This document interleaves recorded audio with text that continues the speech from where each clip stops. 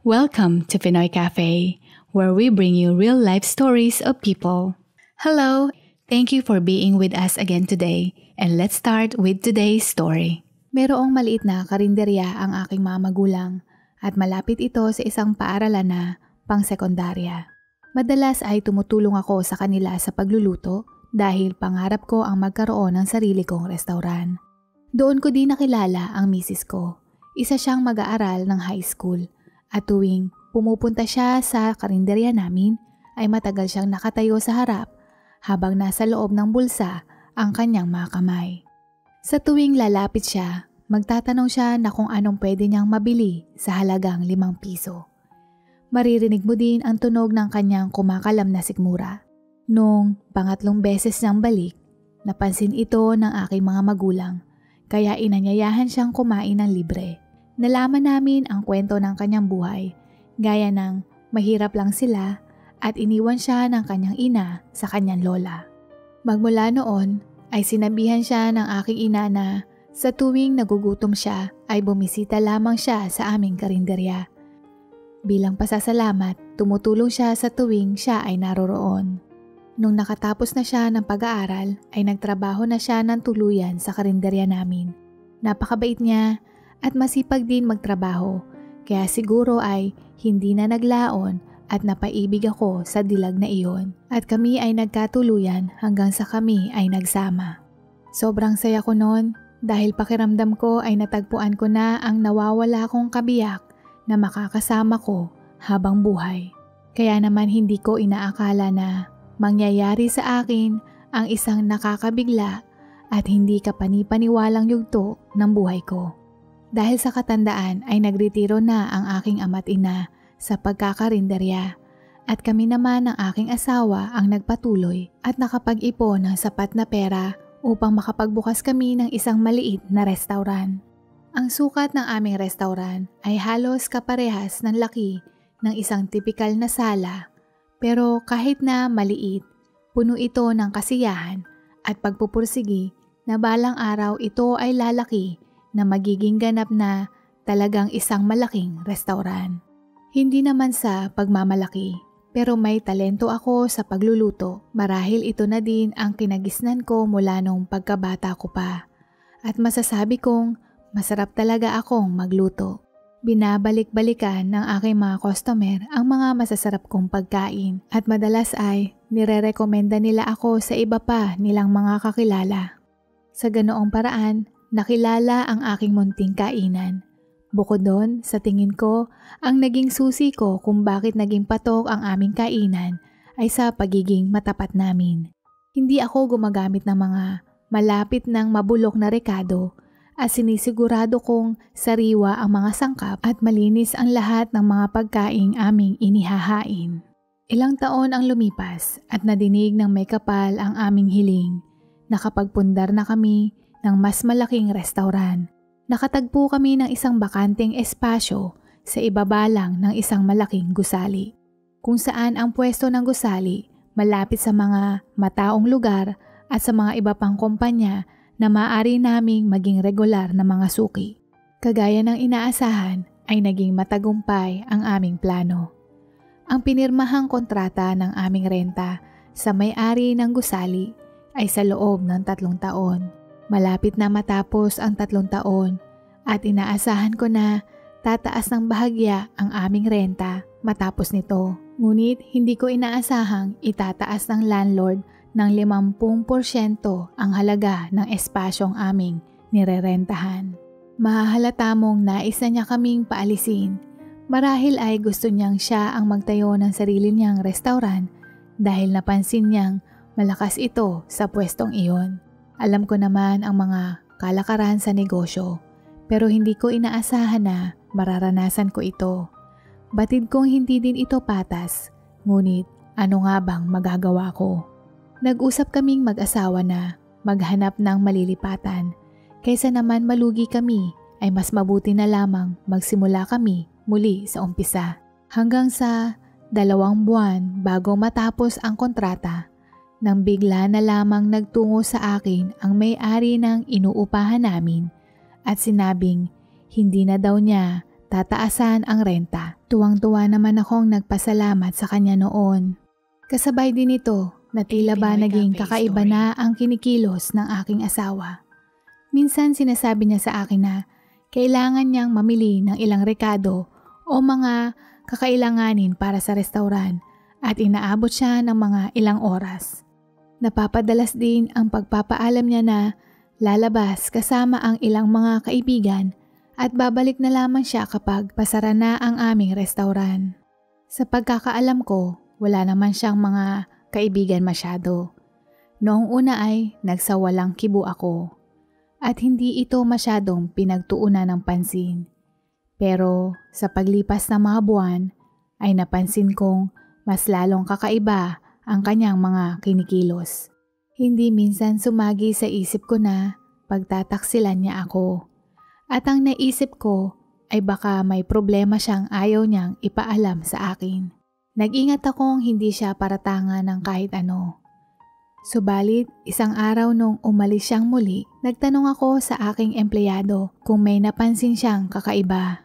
Noong una ay nag-aalinlangan itong magsalita, ngunit sinabi niya sa akin na minsan daw ay nakita niya itong umalis at sumakay sa kotse ng may-ari ng inuupahan namin. 100% daw siyang sigurado na sa may-ari daw iyon ng gusali. Sinabi din niya na hindi lang daw iyon isang beses nangyari. Siguro daw ay mga nasa 3 o 4 na beses na niya itong nasaksihan. Hindi lang daw siya ang nakakaalam, maging ang iba pa naming serbedora ay batid ang mga kilos ng misis ko. Labis ang aking pagkabigla nung marinig ko iyon. Dahil ako ay nagtatrabaho sa mismong restaurant, pero tila ba ako pa ang huling nakakaalam sa mga bagay-bagay, lalo na tungkol sa misis ko. Para tuloy akong mangmang, hindi lang parang, kundi isa na nga akong mangmang. Nung gabing umuwi kami, ay agad kong kinompronta ang aking asawa. Itinanggi niya ito nung una, pero nung sinabi kong kukomprontahin ko ang may-ari tungkol dito, ay saka siya nagsabi ng katotohanan. Totoo nga ang mga sabi-sabi na walang lihim ang hindi nabubunyag. Isiniwalat niya ang buong katotohanan sa akin. Base sa kanyang paliwanag, ay nakipagrelasyon daw siya sa kasero dahil sa renta ng upa namin. Ipinangako daw sa kanya na hindi tataasan ang presyo kapalit ng pakikipagrelasyon niya sa kanya. Ginawa lang daw niya iyon upang makatulong sa akin at sa negosyo namin. Halos lumipad ang buong utak ko sa kalawakan nung marinig ko ang rason niyang makiapid. Isang malaking kabaliwan iyon at kung tama nga ang kanyang pag-iisip, alam kong batid niya na ang ginawa niya ay kasalanan sa mata ng Diyos. Imbis na makatulong siya, mas pinili niyang sirain ang aming relasyon. Binaliwala niya ang mga taong pinagsamahan namin at sinira niya ang tiwalang pinagkaloob ko sa kanya. Kahit saang anggulo ko tingnan ay walang kabuluhan o katuturan ang mga sinasabi niya. Para na siyang ibang tao, hindi na siya yung babaeng nakilala ko noon. Hindi ko na napigilang masigawan siya. Baliw ka ba? Kung gusto mong makatulong sa pamilya natin, ihinto mo na yang kalokohan mo na yan. Lumisan bigla ang espiritu ko nung marinig kong sinabi niyang tumanggi siyang ititigil niya ang ginagawa niya. At malabo daw na maging matagumpay muli ang aming negosyo kung magsisimula kaming muli sa ibang lugar. Ayon pa sa kanya ay napakakitid ng aking utak at pinagbintangan din niya ako na may relasyon sa aking assistant chef sa restaurant dahil sa madalas daw kaming magkasama. Sa isip-isip ko, sinapian na siya ng masamang elemento ng lupa. Natural na magkasama kami ng katulong ko sa pagluluto. Dahil kami ang nagluluto ng mga pagkaing inihahain sa hapagkainan ng aming mga customer. Hindi ko kayang mag-isang maging tagapagluto ng walang katulong, lalo na't madaming mesa ang aming sineserbisyuhan. Kaya nga may mga empleyado kaming serbidora, tagalinis at iba pang tauhan sa kusina. Nung nagsimula na siyang magdahilan ng kung ano-ano at paratangan ako, doon ko napagtanto na ginagawa niya lang dahilan ang aming negosyo sa makamundong kasalanang ginagawa niya. Pero para sa ating mga tagapanood, huwag kalimutang mag-like, share, comment at subscribe. totoo ay mukhang nasisiyahan siya sa pakikipagrelasyon niya sa lalaking iyon. Di hamak na mas mayaman iyon kumpara sa akin. Naging mas malinaw na ang lahat sa akin. Madalas siyang nakakolorete at ang mga damit niyang suot ay palaging bago. Dahil ako'y abala sa pagpapatakbo ng aming nag-iisang pinagkukunan ng kabuhayan, kaya hindi ko ito agad napansin. Sinabi ko sa kanya na lilipat na kami ng pwesto at handa ko siyang patawarin, pero pinigilan niya ako at sinabi niyang kalahati ng restauran ay kanya. Kung gusto ko daw lumipat ay bahala daw ako, pero siya ay mananatili sa lugar na iyon at magtutulungan daw sila ng lalaking karelasyon niya sa pamamalakad ng restauran. Hanep, napawaw ako sa taas ng kumpiyansa niya nang sabihin niya iyon. Hindi na siya ang taong nakilala ko noon at hindi ko inaasahan na magiging ganito siya. Ganito nga siguro ang nagagawa ng salapi. Pinalalabas nito ang tunay na kaanyuan ng isang tao. Wala nang dahilan pa upang ipagsiksikan ko ang sarili ko sa kanya, kaya tinapos ko na ang aming pagsasama. Wala pa kaming naipundar na bahay at nakikitira lang kami sa aking mga magulang. Hindi pa rin kami ikinakasal dahil nag-iipon pa sana kami ng pampakasal at pangsimula ng aming pamilya. Wala pa rin kaming masyadong ipon at ang tanging ari-arian namin noong mga panahong iyon ay ang mga kagamitan sa kusina, lamesa, upuan at iba pang mga gamit sa aming restauran. Hinati namin iyon. Napunta sa akin ang pagmamay-ari ng pangalan ng aming restauran at ang mga kagamitan sa kusina. Samantalang sa kanya naman ay ang mga lamesa, upuan, aircon, plato, baso at iba pang mga bagay sa restauran. Hinati din namin sa dalawa ang perang meron kami sa bangko. Umalis na ako, ngunit isa lang sa assistant ko sa pagluluto ang tanging sumama sa akin. Iniwanan ako ng mga tauhan ko at nagpasya silang manatili sa restauran ng dati kong misis. Pabor naman ito sa akin dahil nais ko namang magsimulang muli ng isang maliit na kainan.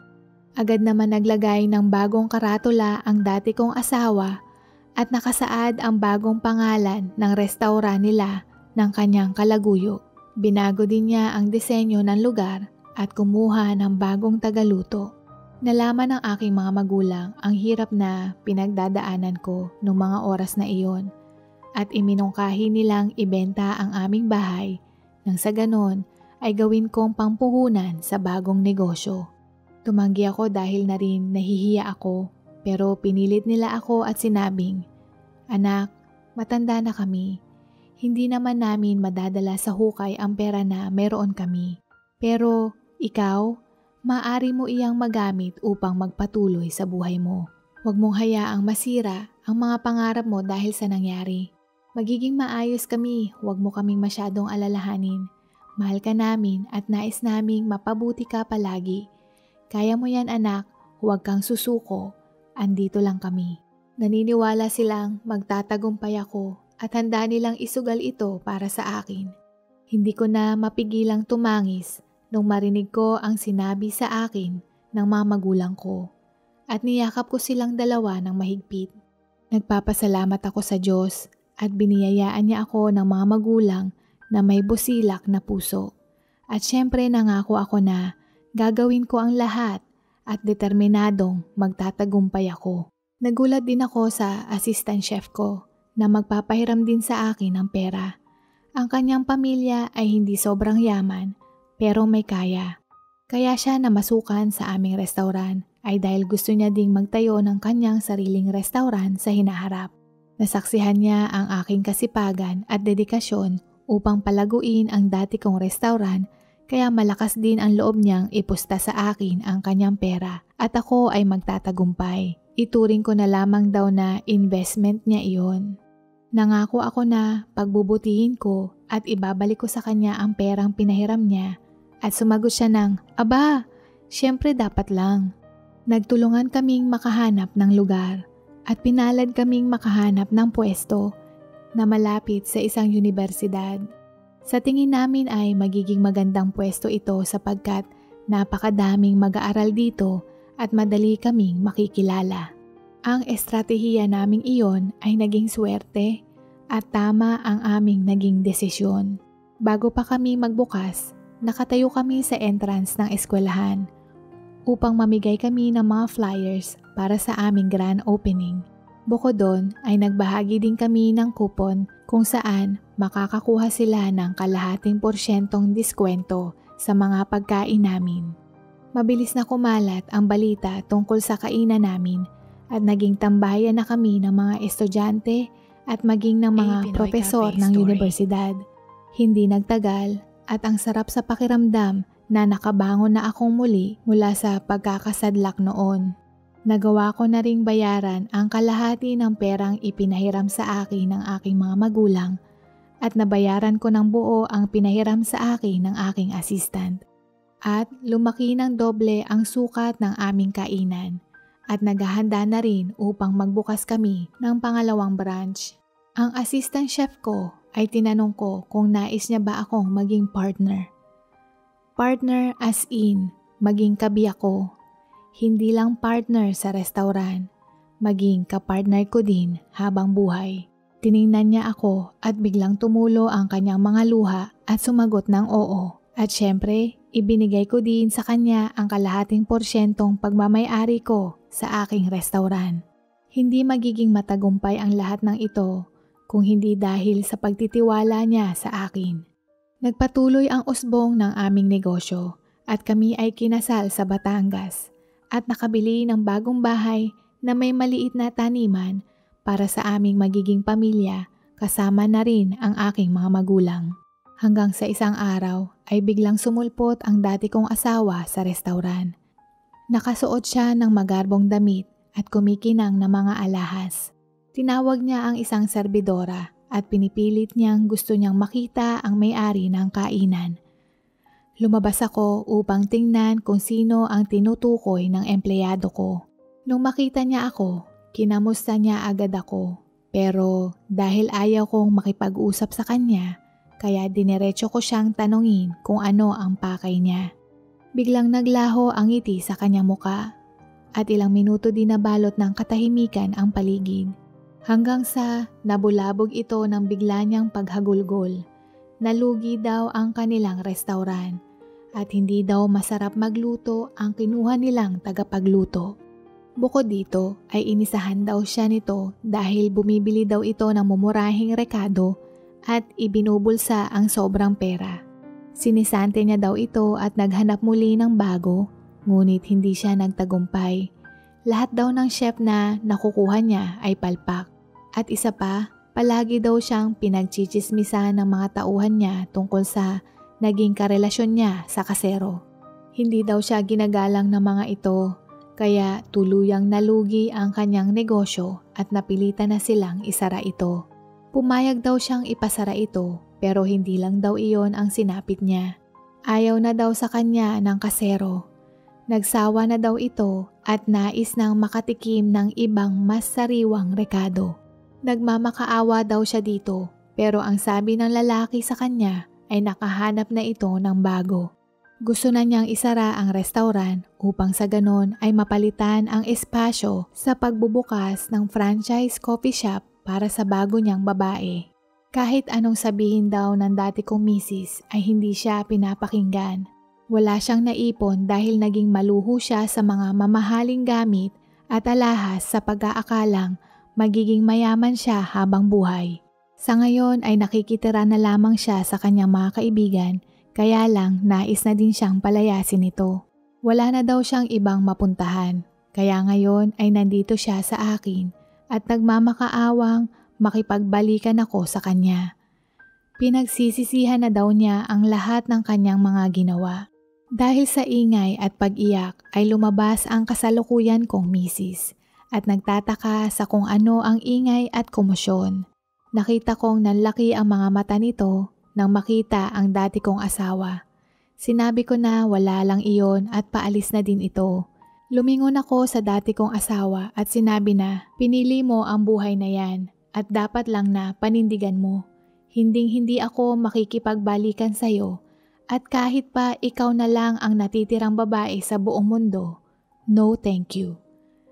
Mas pipiliin ko pang magpatiwakal kaysa makasama ang babaeng daig pa ang uod sa mga bulok na sangkap ang pagkataong kagaya mo. Kaya habang mahinahon pa ako, lumayas ka na dito at huwag mo nang intayin kalad ka rin kita palabas kung ayaw mong mapahiya. Pagkatapos niyang marinig ang sinabi ko ay pinagmumura na niya ako at aakmahin akong sasampalin, ngunit napigilan siya ng aking asawa. Nanlilisik ang kanyang mga mata at hinawakan ang kanyang mga braso ng dalawa naming waiter para palabasin ng restauran. Nakakalungkot lang isipin na napalihis ng landas ang dating inosenteng mag-aaral ng high school na labis na nagpapasalamat sa libre at simpleng pagkain. At nang dahil sa salapi, naging isang halimaw na ngayon. Ibinaling ko ang atensyon ko sa aking asawa at hinawakan ko ang kanyang kamay at hinalikan ko siya sa noo. Napangiti ako at biglang sumagi sa aking isip na may dahilan talaga kung bakit nangyayari ang lahat ng bagay. May mapait man akong naging karanasan, ngunit hindi ako pinabayaan ng Panginoon. At ako'y labis na nagpapasalamat dahil binigyan niya pa ako ng isang anghel na nagpapatamis ng aking buhay. Kaya naman, habang may hininga, may pag-asa. Magkahawak kamay kami ng misis ko na bumalik sa kusina upang magluto ng paborito naming pagkain. That concludes today's story. I hope you enjoyed it. And please come back for the next one. Please don't forget to like and subscribe and have a great day. See you next time. Bye!